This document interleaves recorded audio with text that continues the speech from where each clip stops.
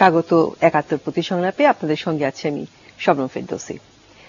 বিশ্বব্যাপী স্থাপত্য কলার অন্যতম পুরস্কার হচ্ছে আগা খান স্থাপত্য পুরস্কার, যা এই প্রথম দুজন বাংলাদেশী অর্জন করেছেন।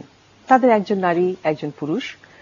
স্থপতি মেরিনা তাবাসসুম ঢাকার দক্ষিণখানে বাইতুল রৌফ মসজিদে নকশা করবার জন্য এই পুরস্কার অর্জন করেন।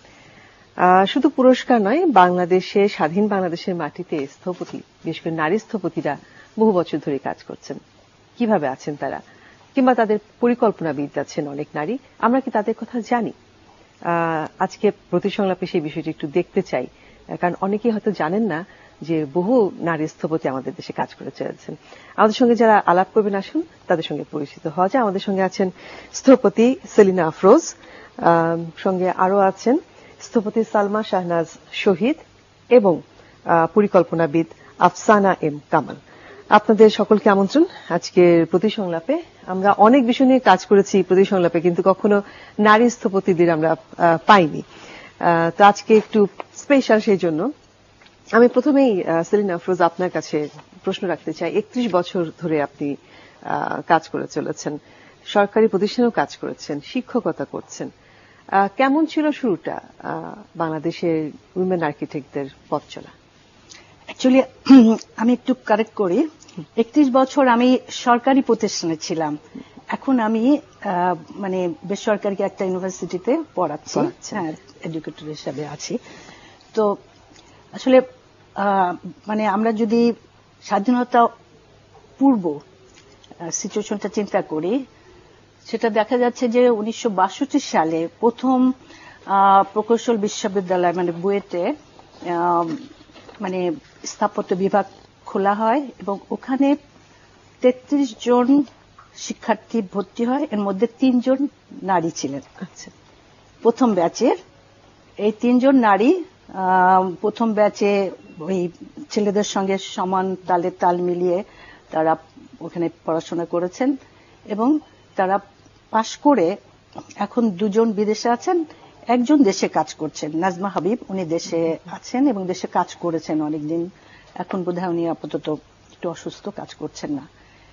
এবং তার পরবর্তীতে ওনাদের পরে আরেকজন শাহানা রব, উনি মানে ভর্তি হন স্থাপত্যে এবং উনি পাশ করার পরে উনিও বিদেশে চলে যান।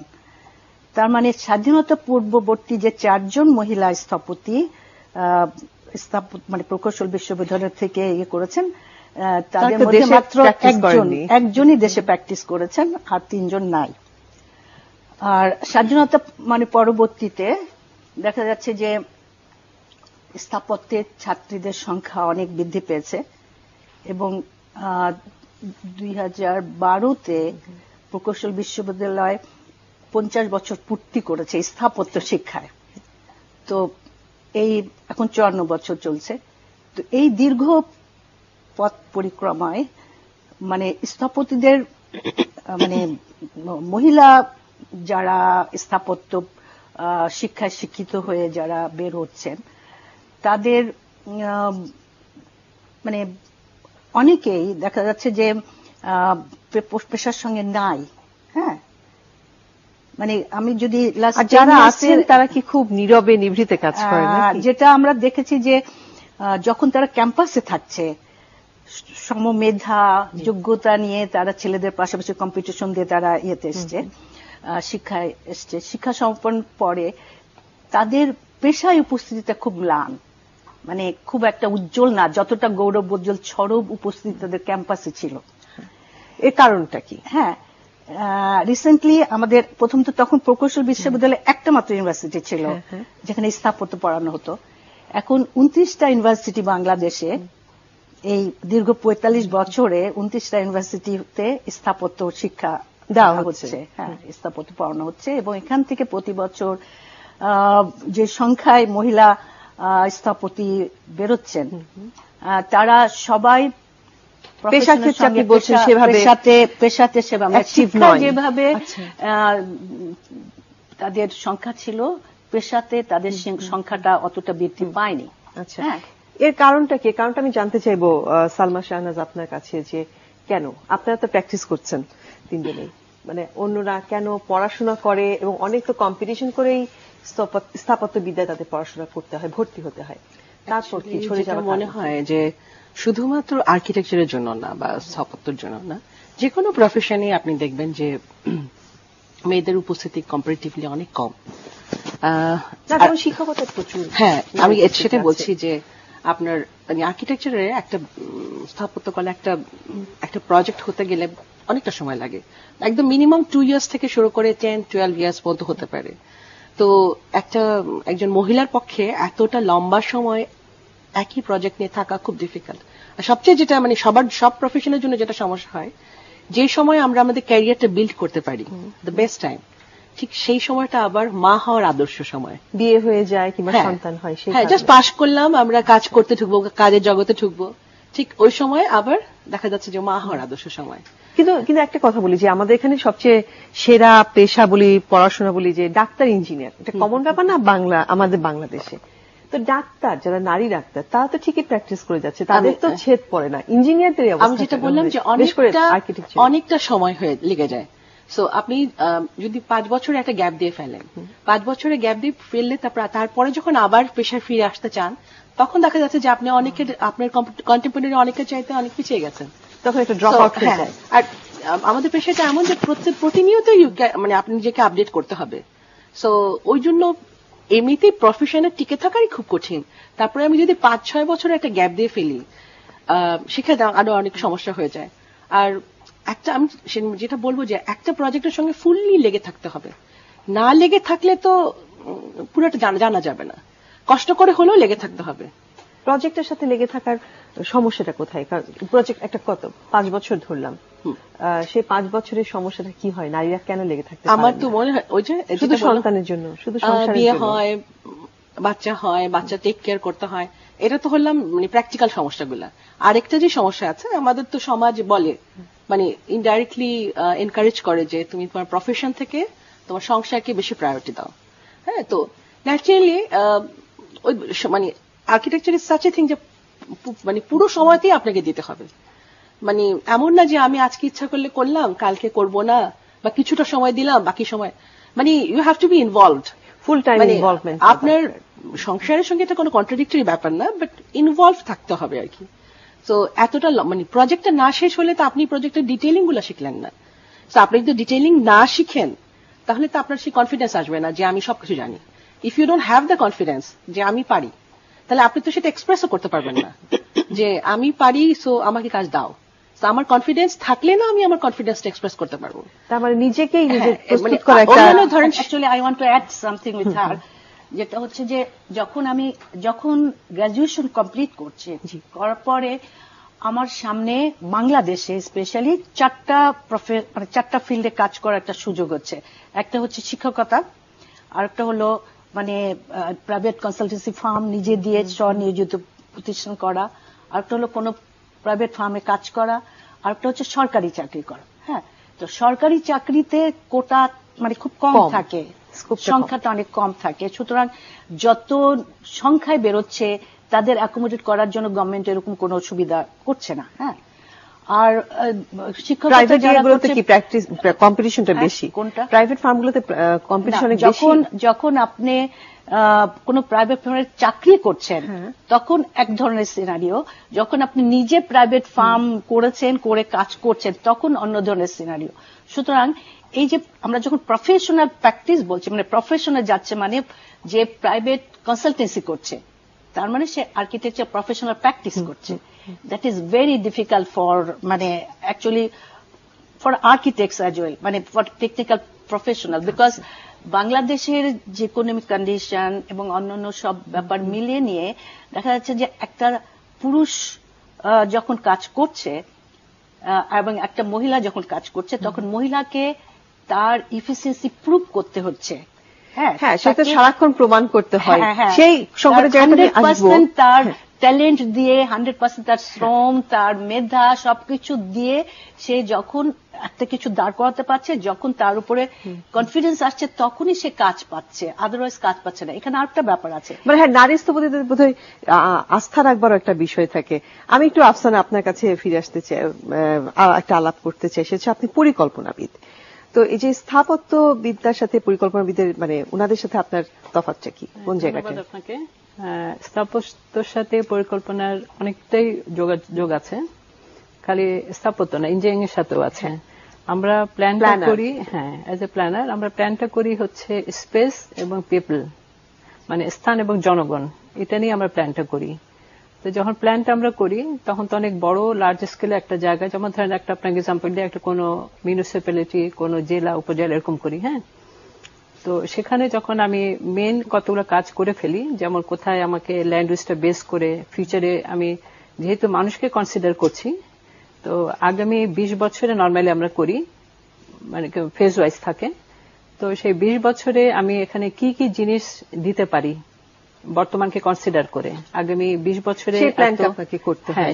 তাহলে আমি যদি সালমা শাহজাদের কথায় আসি, যে সেই লেগে থাকার একটা বিষয় থাকে, প্ল্যানারদের তো আরো বোধহয় চ্যালেঞ্জিং ব্যাপারটা হয়ে যায়, সেই ক্ষেত্রে আপনি কি ধরনের সমস্যা সংকট বোধ করেন? আমি যেভাবে দেখছি, যেহেতু আমি শুরু থেকে অল্প কিছুদিন গভর্নমেন্ট জব করেছিলাম, তারপরে আমি প্রাইভেটে মানে নিজে কোম্পানি করে কাজ শুরু করি। তবে আমি যেটা মনে করি যে আমাদের চ্যালেঞ্জটা শুরু হয় কিন্তু ফ্যামিলি থেকেই। আচ্ছা, মানে পেশা আর সংসার দুটাকে চ্যালেঞ্জ মাথায় নিয়ে কিন্তু একটা ব্যালেন্স করতে হয়, তাই না? তো সেই ব্যালেন্সটা যখন আমি ফ্যামিলি যদি আমাকে সাপোর্ট না করে তাহলে কিন্তু আমি কাজ করতে পারবো না। তো সেজন্য আমি বলবো যে আমাদের মহিলাদের জন্য অনেক বেশি চ্যালেঞ্জিং জব যে কোনো প্রফেশনেই, যে আমি এই যে আমাদের প্ল্যানিং এ তো বিশেষ করে অনেক মানে মাঠে যেতে হয়, প্রত্যেকটা জায়গায় যেতে হয়, মানুষের সাথে কথা বলতে হয়। তো আমি যদি ফ্যামিলি থেকে সাপোর্টটা না পাই তাহলে তো আমি কাজ করতে পারবো না। তো একটা প্রশ্ন আমি রেখে যেতে চাই, বিরতি নিতে হবে, সেটা হচ্ছে যে ফ্যামিলি কথাটাই উঠে আসছে তিনজনের কথাতে, যে সমস্যাটা ওখানে, অথচ পরিবারই তো আপনাদেরকে পাঠায় ইঞ্জিনিয়ারিং পড়তে, আর্কিটেক্ট হতে, হ্যাঁ আমার মেয়ে একজন আর্কিটেক্ট এটা বলে গর্ব করে। তাহলে যখন সে পেশাগত জগতে ঢুকে, এটা তো খুব একটা প্র্যাকটিক্যাল জব, তখন সমস্যাটা কেন হয়? আপনার আলোচনাটা আমি উত্তরটা নিব একটা বিরতি। দর্শক সঙ্গে থাকুন, ফিরছি একটু পরে। আরো একবার আমন্ত্রণ প্রতি সংলাপে। আমরা কথা বলছিলাম স্থাপত্য পেশায় বাংলাদেশের নারীর যাত্রা নিয়ে। বিরতির আগে আফসানা এম কামাল, আপনার কাছে একটা প্রশ্ন রেখেছিলাম যে পরিবার এত আগ্রহ নিয়ে মেয়েদেরকে স্থাপত্য বিদ্যায় পড়ায়, তাদের কারণে কেন সে পেশাগত দায়িত্বটা পালন করতে পারছে না? পরিবারে কেন বাধা? মূল বাধা সমাজ নয়, যেটা আমরা দেখছি, তাই না? না, আমার কাছে মনে হয় যে পরিবার ওরকম বাধা ঠিক না। পরিবার যদি বাধাই হতো তাহলে কিন্তু মেয়েরা একদম কাজই করতে পারতো না। পরিবারকে সময় তো অবশ্যই দিতে হবে, তাই না? কেন একটা মেয়ে যখন প্রফেশনে আসছে, সে কিন্তু ওর আরেকটা পরিচয়, সে একজন মা। তো সেটা ওকে দায়িত্ব নিতে হবে। যার জন্য আমি মনে করি যে মহিলাদেরকে অনেক বেশি প্রেশারটা নিতে হয়, ফ্যামিলিকেও দেখতে হচ্ছে, ইভেন নিজের প্রফেশনকে দেখতে হচ্ছে। এবং পুরুষ শাসিত সমাজে আমাদের মেয়েদেরকে একটা কম্পিটিশনে আসতে হচ্ছে। এই যে আমি এত বছর যে কাজ করেছি, আমি যদি ফ্যামিলি থেকে সাপোর্ট না পেতাম তাহলে কিন্তু আমি আজকে এই জায়গায় আসতে পারতাম না, তাই না? তো আমি এটা ফ্যামিলি টু ফ্যামিলি অবশ্যই ভ্যারি করে, কিন্তু আমি যথেষ্ট সাপোর্ট পেয়েছি। আমি আমার 2 মাসের বাচ্চাকে রেখে কিন্তু আমি কাজ করেছি, সেটা আছে, হ্যাঁ। কিন্তু এখন যেটা হয় কি, মেয়েদের মানে এটা ডিপেন্ড করে আমি কি ধরনের কাজ করছি, কোথায় কাজ করছি, সেটাও একটা ফ্যাক্টর আছে। আমাদের কাজটা হয়, যেহেতু আমাদের ফিল্ড লেভেলে কাজ করতে হয়, আমাদের টিম পুরুষ মহিলা মিলেই আমরা কাজটা করি। তো সেদিক থেকে হয়তো একটা সহযোগিতা পাওয়া যায় যে ঠিক আছে, আমি একসাথে কাজ করছি, আমার কোনো ফিল্ডে প্রবলেম হলে হয়তো আমি একটা সাপোর্ট পাবো ওদের কাছ থেকে, সেটা একটা ব্যাপার আছে। আর ফ্যামিলি অতটা বাধা হয়ে দাঁড়ায় না আমি যতটুকু মনে করি। যেহেতু আপনি বিরতির আগে বলছিলেন যে পরিবারের কারণেই সমাজের সাথে যে ফাইট, সেটা করা সম্ভব হয় না। হ্যাঁ, কিন্তু আপনাকে মানে সমাজ তো আগে ফ্যামিলি, তারপর হচ্ছে সমাজ, তারপর আমার পারিপার্শ্বিক অবস্থা, তাই না? তো আমরা মহিলা হিসাবে যে সমস্ত কাজ করি, মানে আপনি আমার ইশারাতে দেখেছেন যে আমাদেরকে মানে একদম শুরু থেকে মানে প্রত্যেকটা জায়গায় যে আমাদের যেহেতু মানুষকে নিয়ে কাজ করতে হয়, প্রত্যেকের জায়গায় যে মানুষের সাথে কথা বলতে হয়, ওরা কি ধরনের প্ল্যানটা চাচ্ছে, তো এটা অনেকটা বেশি ইন্টারাকশন করতে হয় জনগণের সাথে। হ্যাঁ, তো সেটা করার পর আমরা কিন্তু অনেক কাজই করেছি, যেখানটায় অনেক সময় হয়তো অনেক অ্যাকওয়ার্ড পজিশনে পড়তে হয়েছে, আবার অনেক সময় হয়তো দেখা গেছে যে ওনারা মনে করেন যে মহিলা হয়তো কিছু পারবে না। কিন্তু যখন আমাদের কারা মনে করে মহিলারা পারবে না? আপনার লোকজন, আপনার ক্লায়েন্টরা, হ্যাঁ। কিন্তু যখন আমাদের সাথে কথা বলেন, যখন আমাদের কাজটা দেখেন, তখন হয়তো ওনাদের ধারণাটা চেঞ্জ হয়। তো আমি যেটা বলবো যে মহিলাদেরকে আরো বেশি মানে লড়াইটা করতে হবে। লড়াই ঠিক বলবো না, কাজের যোগ্যতা দিয়ে আসতে হবে। এক্স্যাক্টলি। হ্যাঁ, আমি আমাকে জাজ করব আমি আমার কাজ দিয়ে। তার মানে আপনি বলছেন এখানে কি যোগ্যতারও একটি সমস্যা আছে? আপনি যদি সেলিনা আফরোজ যদি বলেন যে নারীর কি আসলে নারী যে স্থপতি তাদের কি যোগ্যতারও কোনো ঘাটতি আছে? কারণ উনি যেটা বলছিলেন যে প্রমাণ করতে হবে, তাকে আস্থাটা নিতে হবে, কেন? একই সাথে তো পড়েছে, তাই না? একই সঙ্গে পড়লেও আপনি যখন প্রফেশনাল ফিল্ডটা টোটালি ডিফারেন্ট। আপনি যখন মানে ইউনিভার্সিটিতে পড়ছেন তখন একরকম আপনাকে জাস্ট একটা বেসিক জিনিস ধরিয়ে দেওয়া হচ্ছে। যখন তো আপনি প্র্যাকটিক্যাল ফিল্ডে যাচ্ছেন, যখন কাজ করতে যাচ্ছেন, তখন কিন্তু অনেক বেশি অন্যান্য অনেক ডিসিপ্লিন লোকের সঙ্গে আপনার ইন্টারাকশন করতে হচ্ছে। হ্যাঁ, এই যে ইন্টারাকশন করার এটা একটা কোন স্কুল তৈরি করে দেয় না। আফটার গ্রাজুয়েশন তাকে গ্রুমিং হতে হয়, মানে কিছু তাকে ফার্স্ট অফ অল তাকে তার গোল ফিক্স করতে হবে, সে কি করতে চায়, সে কি মানে প্রফেশনে থাকতে চায়। যদি প্রফেশনে থাকতে চায় তাকে ফুল ইকুইপড হয়ে এসে প্রফেশনে নামতে হবে, তাহলে তার গ্রহণযোগ্যতা হবে না। হ্যাঁ, নিশ্চয়ই না। কিন্তু আমার কথা যে এই গোল ফিক্স করার ক্ষেত্রে বলেন কিংবা তার সিরিয়াসনেস এর ক্ষেত্রে সেখানে কি পুরুষের থেকে সে নারী একটু কম? কারণ পুরুষ তো ঠিকই টিকে থাকছে পেশায়, তাই না? না, সব পুরুষের টিকে থাকছে না, সবাই টিকে থাকছে না। এই যে এত গ্রাজুয়েশন হচ্ছে, গ্রাজুয়েট বেরোচ্ছে পুরুষ মহিলা, সবাই কি টিকে থাকছে? সবাই টিকে থাকছে না। আমি একটা কোথায় যেন দেখলাম বলা হচ্ছে যে আপনি যখন আর্কিটেকচারে গ্রাজুয়েশন করছেন তখন মানে 21 avenues open in front of you. আপনি বিদেশে আপনি ওই 21 এভিনিউজে কাজ করতে পারেন, কিন্তু আমাদের দেশে সেই সুযোগটা কম। আমাদের দেশে অত কিছু নাই, যে কটা আছে সেই কটাতেও মানে আমরা কিন্তু কোয়ালিটিফুল কাজ পাচ্ছি না, কোয়ালিটিফুল আর্কিটেক্ট, ইঞ্জিনিয়ার, প্ল্যানার এরকম পাচ্ছি না। হ্যাঁ, যদি ওরকম কোয়ালিটি হয়, যে মেরিনা তাবাসসুমের মতো, মেরিনা তাবাসসুম সে তার 100% মেধা, শ্রম, টাইম সবকিছু দিয়ে সে একটা জায়গাটা নিয়ে এসেছে এবং সে কিন্তু ফ্যামিলি করতে পারেনি। যখন আমি ফার্স্ট অফ অল আমি সেটাই বলছি যে আপনি you have to fix your target. আপনি ফ্যামিলি করবেন না, আপনি প্রফেশন করবেন না, আপনি কি কিছু অন্য কিছু করে কিছু কন্ট্রিবিউট করতে চান সোসাইটিকে, you have to fix your goal. তারপরে আপনাকে ঠিক করতে হবে আপনি কি ধরনের কাজ করবেন, এবং সে কাজ করার জন্য আপনাকে ওই যোগ্যতা অর্জন করে কাজে নামতে হবে। যোগ্যতা সম্পন্ন স্থপতি প্রকৌশলী অভাব আছে আমাদের দেশে। কিন্তু আপনারা মেরিনা তাবাসসুমের কথা আপনি বললেন, কিন্তু আপনারা তো আপনাদের সংসারটা চালিয়ে আবার এই পেশায় টিকে আছেন, আপনারা তো করছেন। সেই চ্যালেঞ্জ মানে সেটা তো বেশিরভাগই তো তাদের। একটু বলি, হ্যাঁ নিশ্চয়ই, যেটা বলা হচ্ছিল যে ফ্যামিলি ইজ প্রবলেম, সমাজ প্রবলেম না, সমাজ প্রবলেম না, ফ্যামিলি প্রবলেম। বাট ফ্যামিলি তো সমাজ থেকে আলাদা না। না নিশ্চয়ই। তো আমি তো মনে হয় যে ফ্যামিলি ইন্ডিভিজুয়ালি কোনো প্রবলেম না। আমি আমার যখন সন্তান হবে আমি আমার সন্তানের জন্য সবচেয়ে বেস্ট ক্যারিয়ার চাবো, এবং আমি চাবো আমার সে ক্যারিয়ার, সে ভালো মাও হবে, একই সঙ্গে সে ক্যারিয়ারকেও প্রায়োরিটি দিবে। কিন্তু সেটা আমি আমার সন্তানের জন্য চাবো। যখন আমার ফ্যামিলি, আমিও কারো ফ্যামিলির পার্ট ছিলাম, আমার বাবা মাও চেয়েছেন যে আমি ভালো একটা ক্যারিয়ার তৈরি করি, কিন্তু তারপরে আমার নিজস্ব একটা ফ্যামিলি হয় না, সেই সময় আমার ডিসিশন নিতে হয় যে আমি আমার ফ্যামিলিকে কতটা সময় দিব, আমার প্রফেশনকে কতটা সময় দেব। আমাদের সমাজ তো বলে দেয় মেয়েদেরকে, সামহাও গাইড করে যে তোমার প্রায়োরিটি আগে তোমার ফ্যামিলি, দেন তোমার প্রফেশন। বাট যেটা আমরা প্রায় ভুল করি যে আমি যদি প্রফেশনে থাকি তাহলে বোধহয় আমার ফ্যামিলিকে সময় দিতে পারছি না বা কম। অ্যাকচুয়ালি দুটোর মধ্যে কোনো কন্ট্রাডিকশন নেই। হ্যাঁ, আমি কম ভালোবাসা দিলাম আমার সন্তানকে ভালো কাজ করতে গেলে, তা না।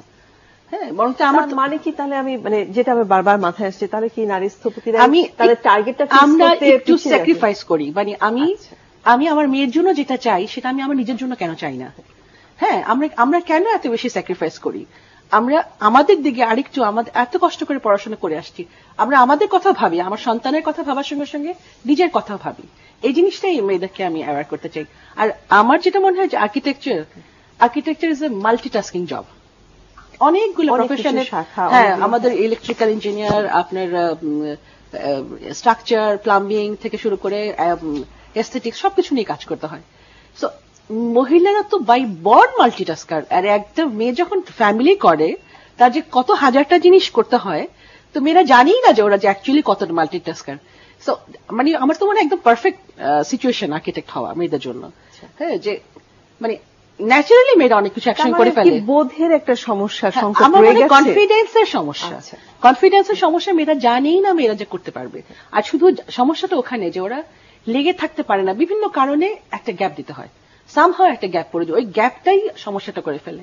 সো যদি একটা মানে কন্টিনিউয়াস 5-6 বছরের, বা ওরা যদি একটা ফ্যামিলি প্ল্যানিং এর গোল করে ফেলে যে আমি এত বছর কাজ করব, then I will take some gap, এবং তারপরে আই উইল কাম ব্যাক, মানে সঙ্গে সঙ্গে আমি রিটার্ন করবো, ঠিক আছে 5-6 মাসের পরে আমি রিটার্ন করবো, সেটা হলেই একমাত্র সে কন্টিনিউ করতে পারে। মানে তাদেরও প্ল্যানিং এর একটা প্রবলেম আছে। আমরা আপনাদের কিছু অর্জনের কথা শুনবো একটা বিরতির পর। দর্শক সঙ্গে থাকুন। আছেন প্রতি সংলাপে আমরা কথা বলছিলাম স্থাপত্য কলায়, স্থাপত্য পেশায় বাংলাদেশের নারীদের যাত্রা নিয়ে। সেলিনা আফরোজ, আপনার কাছে আসতে চাই যে কোন ধরনের কাজ আপনার যেখানে ইনভলভমেন্ট ছিল, আপনার তো এই কাজগুলো আমরা দেখতে পাই। হ্যাঁ, ধন্যবাদ। আমি ডিপার্টমেন্ট অফ আর্কিটেকচার, যেটা স্থাপত্য দপ্তর বলে, ওখানে আমি 31 বছর কাজ করেছি, এবং কিছু উল্লেখযোগ্য কাজ আমার ঢাকাতেই স্পষ্ট আছে। সেটা হলো ন্যাম বিল্ডিং। হ্যাঁ, ন্যামের আপনার সংসদ ভবনের অপোজিটে যে ন্যাম বিল্ডিং, ওইটা। তারপর ইয়েতে ওই মানে আমাদের গভর্নমেন্টের পেছনে একটা এদের যে ছিল মন্ত্রীদের এমপি হোস্টেল, ওখানেও ওদের ন্যাম বিল্ডিং এর সময় 8 তলা ভ্রমণ করা হয়েছে। তো ওইটা ন্যামের সময় করা হলো। আর আমার যেটা একটা চ্যালেঞ্জিং কাজ ছিল, সেটা হলো মিনিস্টার্স অ্যাপার্টমেন্ট। হ্যাঁ, আমাদের মিনিস্টারদেরকে আগে ডুপ্লেক্স হাউস দেওয়া হতো। তো সেগুলো যখন ওই ক্যাবিনেট বেড়ে গেল এবং মিনিস্টারের সংখ্যা বেড়ে গেল, তখন এটা 95-এ আমাদের তখন প্রাইম মিনিস্টার ছিলেন শেখ হাসিনা, উনি বললেন যে মিনিস্টারদের অ্যাপার্টমেন্ট করে দেওয়া হোক। তো বলা হলো যে ওনারা যে সাইজের বাড়িগুলিতে থাকে ডুপ্লেক্স হাউসের, ওই সাইজে অ্যাপার্টমেন্ট হবে। তো 5000 স্কোয়ার ফিটের অ্যাপার্টমেন্ট পার ফ্লোর, মানে সিঁড়ি লিফটে 2 পাশে 2টা করে 5000 করে, এবং ওখানে তাদের অফিস স্পেসও আছে। এরকম করে অ্যাপার্টমেন্ট করা হলো, এবং এটা অ্যাপ্রুভালের জন্য আমরা প্রাইম মিনিস্টার কাছে পাঠালাম। উনি কিছু ওখানে নিজের হাতে লেখা ছিল, ওনার লিখে দিয়েছিলেন যে টয়লেটের পাশে একটা যেন বক্স রুম থাকে, মানে ড্রেস চেঞ্জ করা রুম টুম এরকম দেওয়া হয়, এরকম। তো এই প্রজেক্টটা যখন আমি করি, তখন এইটা বেলি রোডে, হ্যাঁ বেলি রোডে, বেলি ইয়েতে ওই যে মিন্টু রোডের মিনিস্টার্স অ্যাপার্টমেন্টের ওই ক্যাম্পাসে। তো ওখানে আমি মানে কোর্টইয়ার্ড দিয়ে স্ট্যাগার করে একটা ডিজাইন করেছিলাম। তো দেখা গেল যখন এটা ইমপ্লিমেন্টেশন করছে, তখন একটা পার্ট করছে, আরটা করছে না। তার মানে আমি যে প্ল্যানটা করলাম কোর্টইয়ার্ডদের সুন্দর একটা এনভায়রনমেন্ট করে, সেটা কমপ্লিট না করে আবার আরেকটা জায়গায় আরেকটা করলো। তো এইগুলি যে ইমপ্লিমেন্টেশনে যে প্রবলেম, এবং ডিসিশন মেকিং এ আমাদের যারা আছেন, তারা কিন্তু ইনস্ট্যান্ট ডিসিশন চেঞ্জ করেন। একটা অ্যাপ্রুভ ডিজাইন যেটা, সেটাকে তারা কমপ্লিট করেন না। এটা কি নারী হওয়ার জন্য নাকি? না, এটা নারীর জন্য না। এটা যে কোনো গভর্নমেন্ট প্রজেক্টই পলিসি মানে পলিসিগত কারণেই দেখা যাচ্ছে যে একটা গভর্নমেন্ট ডিসিশন চেঞ্জ হয়ে গেল, তখন ওইটা কমপ্লিট হচ্ছে না। মানে আমি একটা প্রজেক্ট যেভাবে ড্রিম করছি, যেভাবে ডিজাইন করছি, সেটা কমপ্লিট ইয়েতে আমি দেখতে পাচ্ছি না। হ্যাঁ, এটা গভর্নমেন্টের কাজগুলো, যেটা এটা একটা ইয়ে। আর একটা প্রজেক্ট আমার ইয়েতে ওই আমাদের সেক্রেটারিদের জন্য, মানে গভর্নমেন্টের যে হায়ার স্কেলের অফিসিয়াল যিনি সেক্রেটারি, ওদের জন্য আগে 3000 স্কোয়ার ফিটের এরকম বাড়ি দেওয়া হতো। তারপরে গভর্নমেন্ট ফিক্স করে দিল যে আপার টায়ার হবে 1800 স্কোয়ার ফিট, মানে 1800 স্কোয়ার ফিট। তো 1800 স্কোয়ার ফিটের আমরা ওই অ্যাপার্টমেন্ট ডিজাইন করে সেক্রেটারিদের জন্য এটা। ধন্যবাদ আপনাকে। আফসানা, আপনার কাছে আসতে চাই যে কি, যেহেতু আলোচনাটা ছিল, সমস্যা তো আছেই, নিজেরাও হয়তো প্রস্তুত নয়, কি করা উচিত বলে মনে হয় যে স্থাপত্য কলায় নারীরা তাদের কলা আরো কিভাবে বৃদ্ধি করতে পারে, কিভাবে প্রয়োগ করতে পারে, নিজেদেরকে আরো কিভাবে প্রমাণ করতে পারে? আমি স্থাপত্যের সাথে আমি আমার প্ল্যানিং পয়েন্ট অফ ভিউতে বলছি যে আমি যেটা মনে করি যে মহিলাদেরকে আরো বেশি যোগ্যতা অর্জন করে কম্পিটিশনে আসতে হবে। আমি নারী বলে যে হয়তো অনেকে বলবে যে না মহিলাটা পারবে না, কিন্তু আমাকে সেটা প্রুভ করতে হবে। তার মানে আমাকে চ্যালেঞ্জটা নিতে হবে, অবশ্যই নিতে হবে চ্যালেঞ্জটা। ইভেন আমাদেরকেও এই বয়সেও শুনতে হয় যে না ওনারা করতে পারবেন না। আমি আপনার একটা কাজের এক্সাম্পল দিই, যেমন আমরা একদম আমি খুব রিমার্কেবল একটা কাজ, যেমন কক্সবাজার থেকে সেন্ট মার্টিনস পর্যন্ত আমরা একটা ট্যুরিজম প্ল্যান করেছি। আচ্ছা, ওখানে এখনো গেজেটও হয়ে গেছে, ওগুলো দেখলে এখনো কষ্ট লাগে যে এত সুন্দর প্রাইম মিনিস্টার, বর্তমান প্রাইম মিনিস্টার ওনার কাছে এটা প্রেজেন্টও করা হলো, কিন্তু ইমপ্লিমেন্টেশনটা হয় না। প্রত্যেকটা প্রজেক্টে কুয়াকাটা মাস্টার প্ল্যান করেছি, কিন্তু ইমপ্লিমেন্টেশনটা যখন হয় না তখন কিন্তু এই কাজ করা নিজের স্যাটিসফ্যাকশনটা তখন আসে না। তো প্ল্যানটা হচ্ছে এরকমই যে অল্প কিছু হলেও গেজেটও হয়ে গেছে, কিন্তু অল্প কিছু হলেও যদি ইমপ্লিমেন্টেশনটা হয় তাহলে আমি দেখতে পারি যে হ্যাঁ আমার এই জিনিসটা হয়েছে। আমরা অনেক আগে প্রথম গভর্নমেন্ট, তার মানে তো কতগুলো ব্যাপারও আছে যে নারী যে বলছেন আপনারা তৈরি হতে হবে, তার তো আগ্রহ বা উদ্দীপনামূলক হবারও তেমন কিছু নেই। সালমা, আপনি কি বলবেন যে এই বিষয়টা আসলে আছে? নারী, আমরা যেটা বুঝছি যে হ্যাঁ আপনারা বলছেন নারীরাও নিজের প্রস্তুত হওয়ার ব্যাপার আছে, কিন্তু এ পাশ থেকেও তো কিছু পেতে হয়। একজন নারী স্থপতিষ্ঠিত শিল্পীও তার শিল্পী সত্তাটা মার খেয়ে যায় কেন, যাচ্ছে কেন? আপনি যেহেতু শিল্পী বললেন, ওটা দিয়ে শুরু করি আমি। যে একটা শিল্প মানে ইফ ইটস আর্ট আর স্কাল্পচার দুটো যেমন শিল্প, আর্কিটেকচারের শিল্প, কিন্তু এই দুটোর মধ্যে মানুষ বসবাস করে না, আর্কিটেকচারের মধ্যে মানুষ বসবাস করে। হ্যাঁ, সো এটা অনেকগুলা ক্রাইটেরিয়া আছে, মানে অনেক কিছু মাথায় রেখে তারপরে কাজটা করতে হয়। সো এখানে ট্রেনিং এর একটা খুব ইম্পর্টেন্ট রোল আছে। সো আমরা পাশ করে আসি ঠিকই, আমরা বেসিক্যালি কনসেপচুয়াল জিনিসগুলো শিখে আসি, আমাদের একদম হাতে কলমে শিখতে হবে। এটার জন্য কিছু সময় দিতে হবে, একদম ক্যারিয়ারের শুরুতেই কিছু সময় দিতে হবে, একদম 5 to 6 years কন্টিনিউয়াসলি লেগে থাকতে হবে। যে কোনো ফার্মের সঙ্গে বা ভালো কোনো আর্কিটেক্টের সঙ্গে যদি লেগে থাকে, যদি পুরা কাজটা একদম অনেক সাইটে যেতে চাচ্ছি না তা হবে না, সাইটে যেতে হবে, প্রত্যেকটা ডিটেইলিং শিখতে হবে, অটোমেটিক তার মধ্যে সেই কনফিডেন্স চলে আসবে। কনফিডেন্স হয়ে গেলে কাজ তো, আমাদের ক্ষেত্রে কাজটা মানে খুবই ডিমান্ডিং এন্ড কম্পিটিশন অনেক বেশি, শুধু নারী বলে না, পুরুষ নারী সবার ক্ষেত্রে। নিশ্চয়ই, জায়গাটাই অনেক কম্পিটিশন। এখানে তো আপনাকে কম্পিটেন্ট হতেই হবে, আদারওয়াইজ আপনি তো আপনার কনফিডেন্স না শো করতে পারলে তো আপনি কাজ পাবেন না, যদি ইন্ডিভিজুয়ালি কাজ করতে হয়।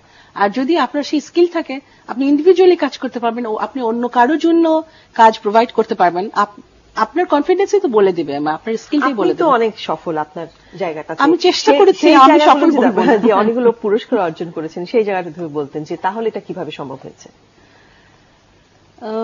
ওইটাই, আমি অনেকদিন লেগেছিলাম, মানে ছাড়িনি কখনোই। হ্যাঁ, যে আমার মাও অনেক সময় বলতো যে তুমি এতটা কাজ নিও না, যেটুকু করতে পারো সেটাই করো, এর থেকে বেশি লোড নিও না। বাট যেটা আমি আমার মাকে বলতে পারতাম না, যে আমার জায়গাটা আমি ছেড়ে দিলে ওখানে খালি থাকবে না, ওখানে অন্য কেউ চলে আসবে। সো আমি যদি আজকে স্টপ করে দেই, যে আমি যদি প্রোগ্রেস করার চেষ্টা না করি, আমি কিন্তু এক জায়গায় স্ট্যাটিক না, আমি কিন্তু পিছিয়ে যাচ্ছি। এই জিনিসটা ফিল করতে হবে, যে আমি ভাবছি যে আমি কাজ করছি, আমি বোধহয় স্ট্যাটিক আছি, কখনোই না। আমি স্ট্যাটিক থাকতে, আমি always I will try for আরো ভালো কাজ করা, আরো এগিয়ে যাওয়া। যদি না করি আমি পিছিয়ে যাচ্ছি। ধন্যবাদ আপনাকে, ধন্যবাদ আপনাদের সকলকে আজকে প্রতিসংলাপে অংশ নেবার জন্য। দর্শক, এই ছিল আমাদের আজকের আয়োজন। ভালো থাকবেন, শুভরাত্রি।